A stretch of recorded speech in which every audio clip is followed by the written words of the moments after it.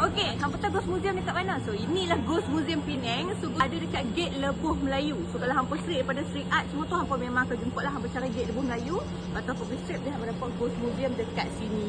Boyfriend lama guys. Ex saya. Ex saya ni. Kah tu. Banyak rosok. Hai. So, dia tanya harga hampa. Harga dekat Ghost Museum ni berapa?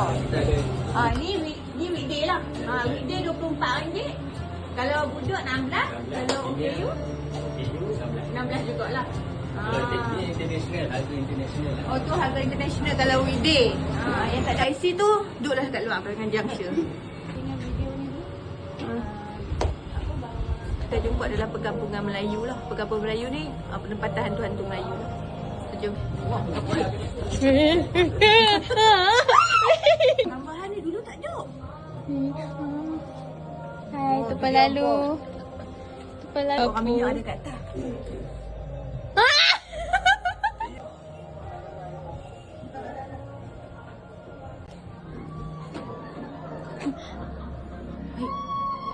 So ni adalah Pontianak tu.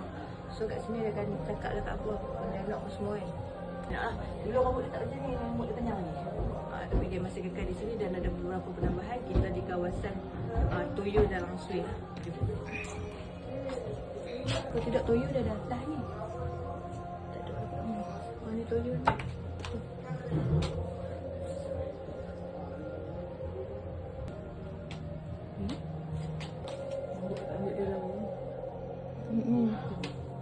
So kat sini apa boleh pakai kostum.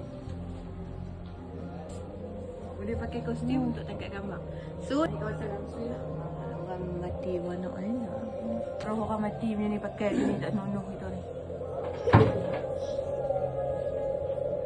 So jom kita jalan.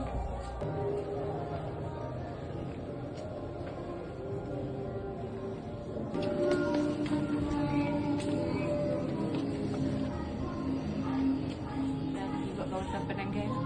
Pokok besar. Di bahagiannya kat atas.